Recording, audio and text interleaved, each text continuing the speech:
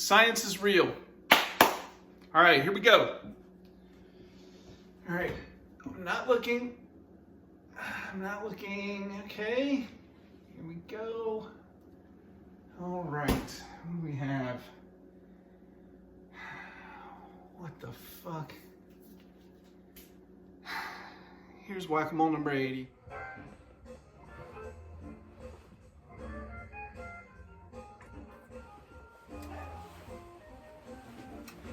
Thanks, John. I didn't know there was a Phil Collins on Ice show coming. So 80th whack-a-mole. I haven't done a whack-a-mole in so long. This is the 80th, and in honor of the 80th, not only has John Digital Gramophone introduced this, there's one or two little, not little guests, but special guests gonna drop by quickly. What? They're gonna drop by. I'm gonna choose 8. Usually a whack-a-mole, there's 5 random picks and I just talk about them. I'm gonna do 8 because this is 80th. Technically I should pull 80, but I'm not gonna pull 80 records and talk about it. So this is gonna be a random 80th whack-a-mole. And I wanna thank, I got this beautiful gin martini with an olive, and look at, this is so sentimental to me. Why is it sentimental? You know where I got this?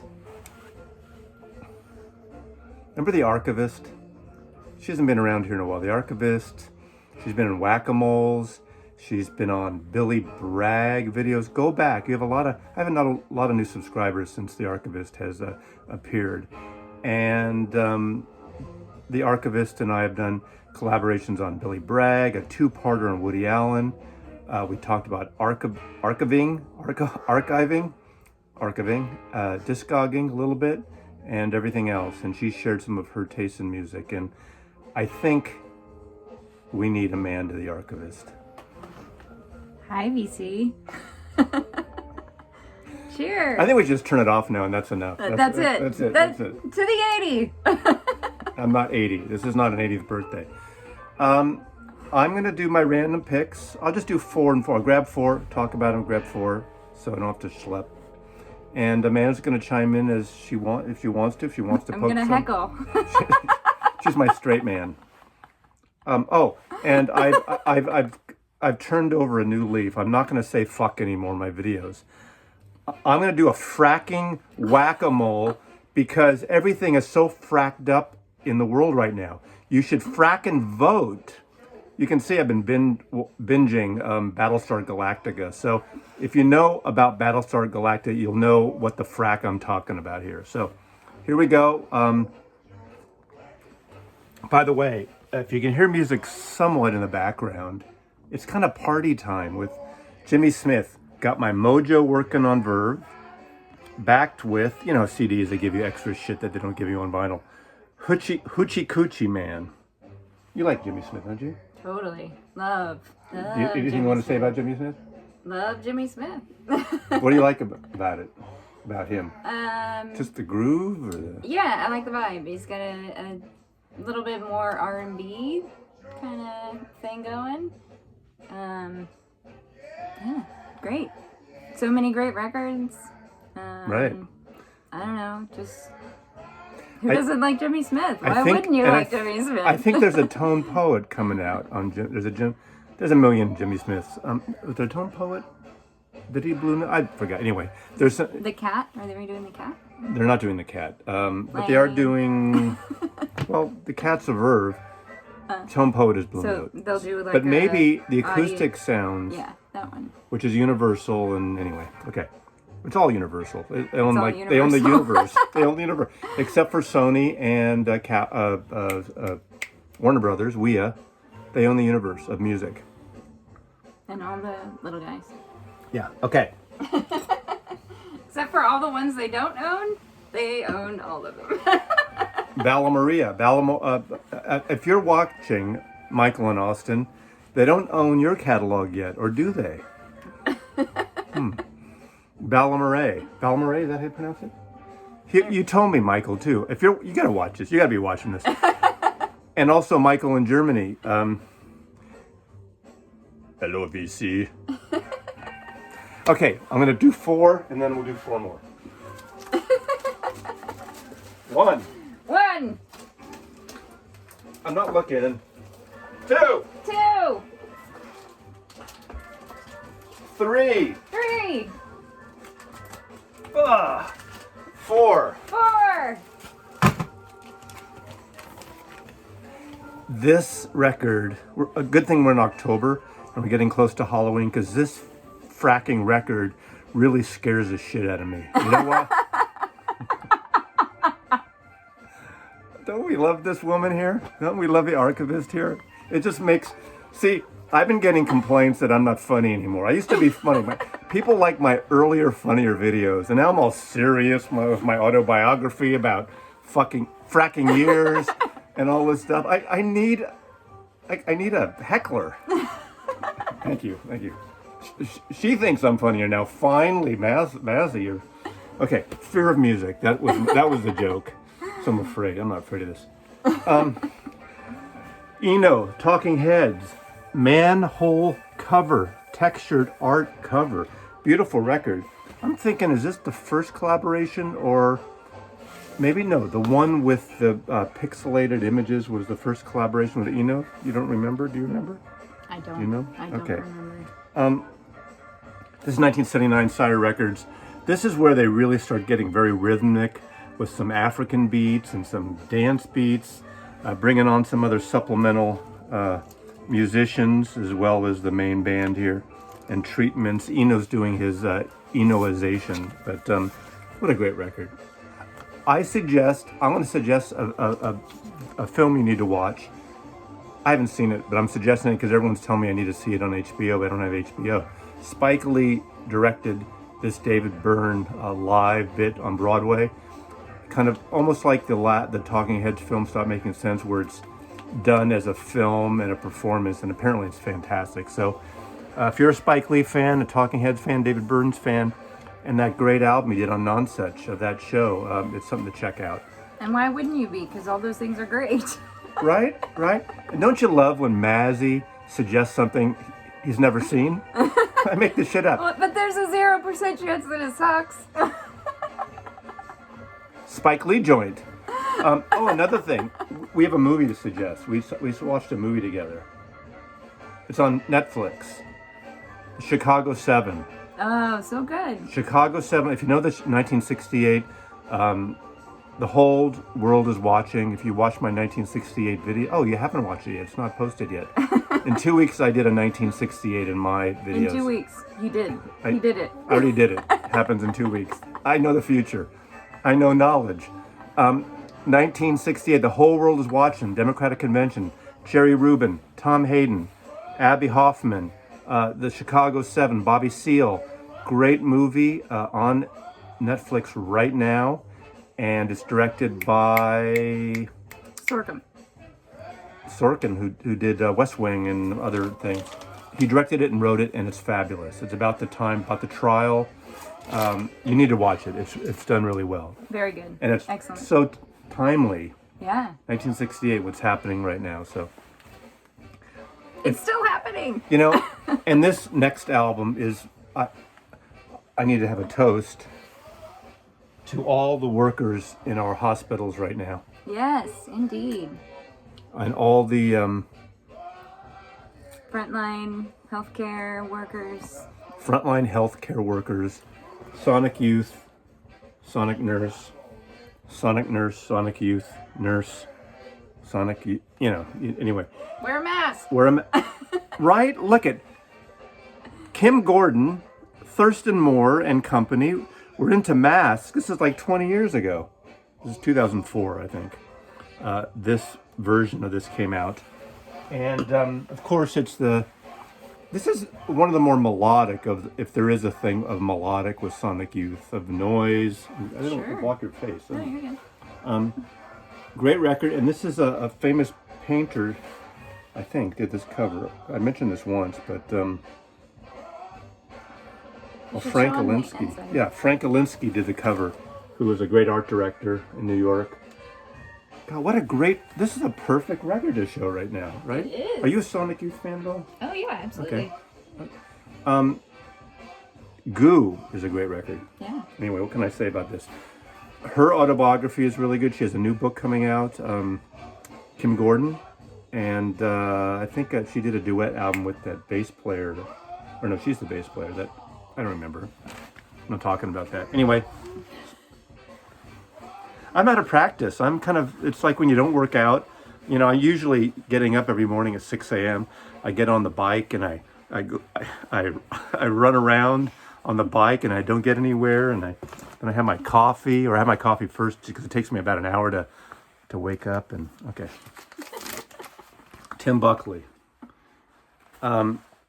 Goodbye and Tim Buckley. This is kind of a surreal album. I'm thinking this is 1967 or 68. Very produced, folksy, but in an eerie, dark, moody, folksy way. This is a reissue. I have the original. This is the original reissue of a mono version. I have an original, or I have a early 70s stereo pressing. Tim Buckley, if you don't know him, he has this amazing voice, and he sounds just like his son, or vice versa. His son obviously is Jeff Buckley, and the irony, in a bad way, is they both died tragically at a young age. So Tim Buckley, interesting, dark, almost like psych folk. They didn't call it that back then, but it's unlike. He's very troubadourish. Is that a word, troubadourish? In his earlier folk records. And then my favorite record of his, one of my favorites, is the one that no one really likes, but it's Greetings from LA, which is a funky party, just screaming record, which is gorgeous. And number 4, a record I show all the time, so I can't believe I pulled this, and I just did a feature on Cooder and his soundtracks and collaborations. And this is Meeting by the River, Cooder with VM Bhatt. He plays the Mohan Vindi, an string instrument, which is Indian. This is an audiophile recording on Analog Productions, and it sounds amazing. This was from 1993. This originally came out on compact disc. I think I got the record like 5 years ago or something. I think it's still available too. It's 2 LPs, and it's really a gorgeous record. I think it won a Grammy for world music. And Joaquin Cooder is on this, who's Ry Cooder's son, who plays percussive instruments. And I just highly recommend. There's a new Joaquin Cooder put out his first solo album on Nonsuch Record. Just came out in the last week or two, and check it out. I showed it briefly on my new shows, but listen to Joaquin Cooder's record. It's really a pretty record. Some violin, it's very organic. Ry Cooder, his dad, plays on, as well as some other musicians. And he plays this thing that that you go like this with.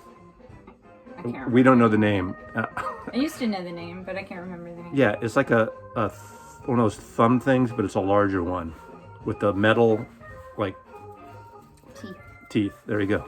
See, that's why I need the archivist. Okay, why don't you pull the next 4? Oh, man. Yeah, it's random.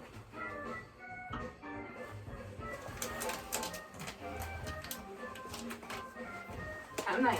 You're still talking about them, not me. I'll talk about it. I had to make the drinks. Now I gotta pull the records. I gotta do all the things. You didn't have to make the drinks. God. Sounds like a sitcom. Oh, by the way, hello HGTV. We're pitching a show. HGTV. We'll do a renovation show where we come and organize your music collection, CDs, vinyl. We want a 12-week commitment. There we go. I can't believe you pulled a frackin' Eagles record. It's blind. It's a blind pull. I like the Eagles. I mean, you know, people love to hate the Eagles. Do you like the Eagles? I do, but I also love to heckle the Eagles. Yeah, they're a great band to heckle, but I love them too. I wouldn't say I love them. I like them. You know, I like them. Every time I see this, say what are you going to say? I was just going to say you can't like hate everything the Eagles ever did because they did some great stuff, but you can. You just want to punch Don Henley in the face sometimes. Although he's for good causes, he's for like good environmental causes. So yeah. Whenever I see this cover, I think of that song and the part, one of these heights. One of These Nights. This is a good record. Oh, look at that soft focus photo. Yeah. Ooh la la. See? Easy to heckle. What are these? Lion Eyes. Lion Eyes is the song that won't end. It goes on forever. But it's a beautiful song. The harmonies. The roses tie it together really nicely. The rose? Okay, the roses tied together. Look at that. Only the roses. One of These Nights. Take It to the Limit is a great funky song. Yeah, I think, isn't that a Rand? I think that's a Rand. Ooh. And now they're in focus.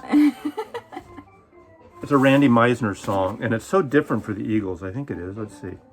Take It to the Limit. Yeah, written by Randy Meisner, Don Henley, Glenn Frey. and Glenn Frey. You know, I bet you Glenn Frey and Don Henley just stuck their fracking names on it, even though they probably didn't write it. And that sounds like a Meisner song, and they probably wanted to get the credit. Don Felder, all these guys that kicked out of the band or that left the band. Yeah, Hollywood Waltz. This is a great record. It is. I mean, produced by Bill Simsnick, who did a bunch of their records too. Glenn Johns did their first few records. So, the Eagles. I'm a fan, and as I said before, and if you don't know this, the Eagles were invented by Linda Ronstadt. She kind of brought them together as her backing band, and the Eagles basically had their first performance at Disneyland in Anaheim. Fact. Hey. Okay, what does Johnny Mathis and Mazzy have in common? Do you know? No. Do you want to guess? We're not Affinity for hats? He's not wearing a hat. No, but he does in other photos. Okay, well, we're not both gay. One of us is gay. Not that there's anything wrong with that. I can't do that anymore. I can. I mean, after I ride my bike, I can.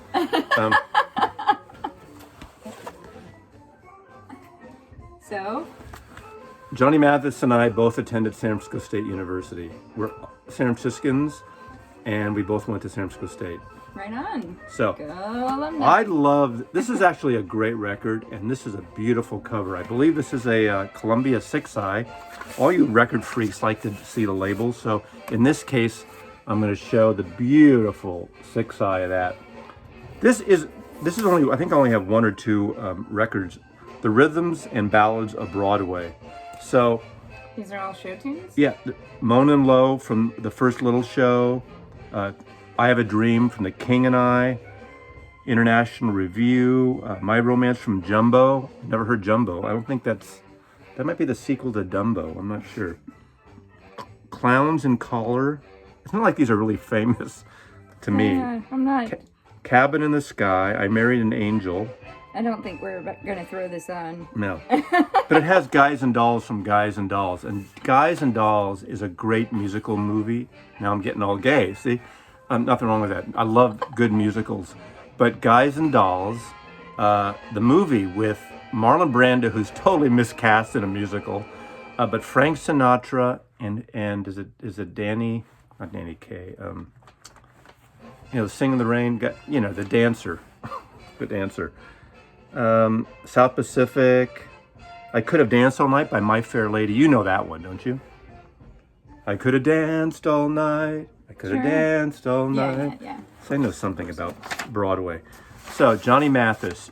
Never thought you'd see a Johnny Mathis album in a Mazzy video, but this is a great cover. Double album, Columbia 6i.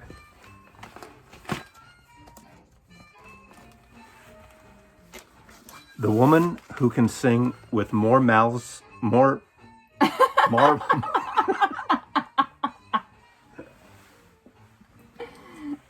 Whoops.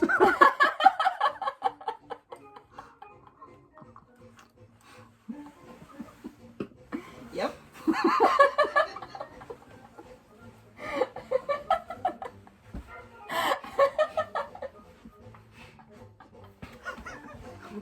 The woman.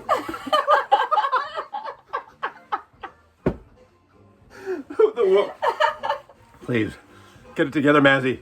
The woman who sounds like she has more marbles in her mouth with each album she puts out, but I love her dearly. Lucinda Williams. This is her latest album, came out last year. Or was it this year? Last year, I think.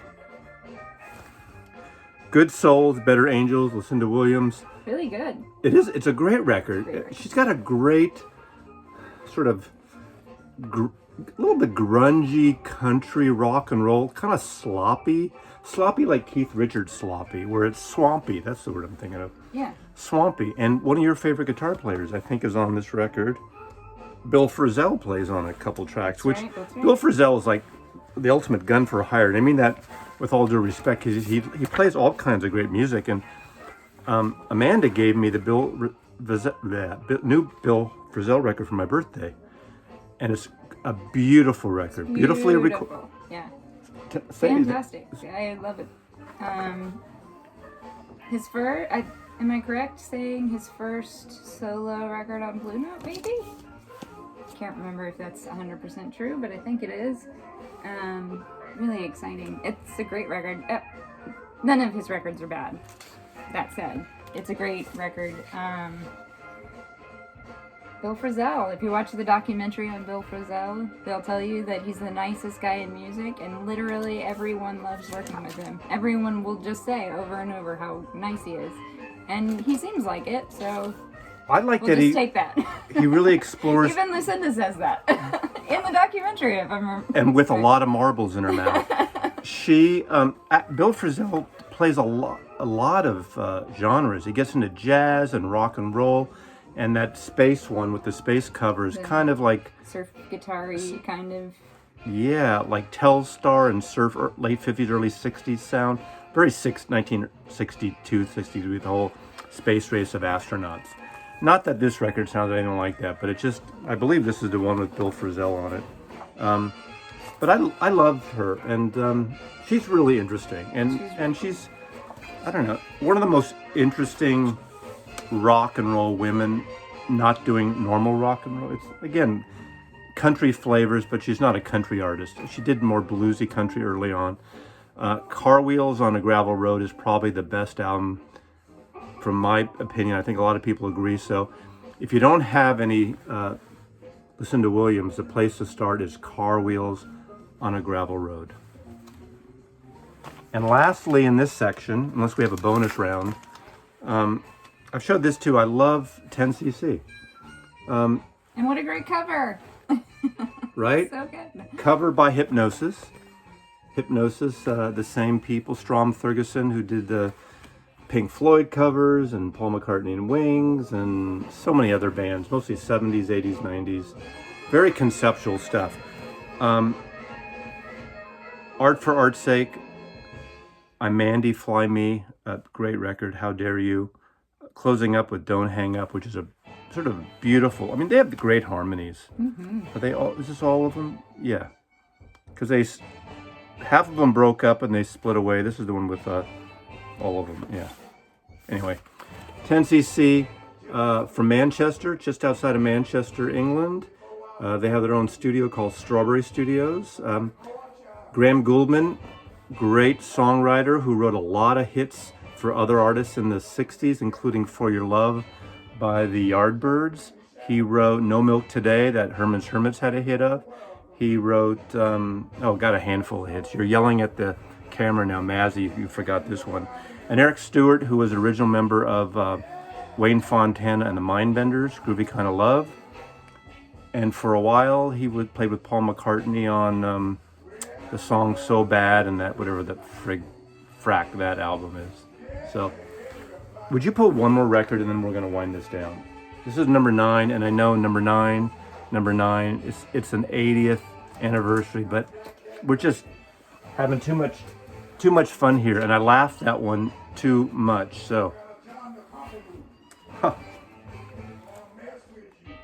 This is interesting because Daft Punk, this was a huge hit, won Grammys. My son gave me this record for Christmas the year it came out. Nice. And Joseph doesn't buy me a lot of records because he knows I have so much music, and I probably wouldn't have bought this, but I like some of it, and it's really interesting. Paul Williams is on it, little Paul Williams from the 70s, little blonde guy. Is it co-produced or sings on Georgia Moroder, who did a lot of the disco, French disco and disco, English disco stuff in the 70s. I mean, you all know this record. If you're younger than me, you all know Daft Punk records. I always wondered, these guys who wear the helmets, you never know who they are, if those are just like two actors, those aren't even the musicians, and this is just a studio band or a producer band like Alan Parsons' Project, where it's a project more than two artists. I don't know that for a fact. That's just a guess. Do you know anything about them? I can't answer that for you. As far as I know, the musicians are the ones jumping around, but I don't know. And they're the ones that wear those helmets. Space stuff. Campbell really likes them, so he might be able to tell you. Campbell, if you're watching, the long cut, if you're watching, tell me, are these real people or are they sort of a manufactured group like the Monkees? That's not a good example, but you know what I mean. It's not a good example, no. But yeah. You like the Monkees? Of course I do. Yeah. All right, well that's You always got to do one to grow on, so that's it. Yeah, that's the one. Anyway, thank you, vinyl community, and anyone else who stumbles on this video for watching this. Thank you, Amanda, the archivist, Absolutely. for adding this. Congrats on the 80th. 80 and 20. You'll be back for the 100th, maybe. Absolutely. Okay. So if not before. Yeah, and I'm going to have a little closeout with a year ago, almost exactly, on Halloween a year ago. There's a whack-a-mole with my friends Julie and Nicole from the coffee, Real Fine Coffee. My friends with coffee, where I was wearing a pink wig. If those of you who've been around might remember that. Julie's going to say goodbye and sign us out here. But thank you again. Cheers. And Mazzy loves you. Hey Mazzy, congratulations on 80 episodes of Whack-A-Mole. I'm so proud of you, and it's come a long way, baby. How exciting! Go Mazzy! Real Fine Coffee in Seattle.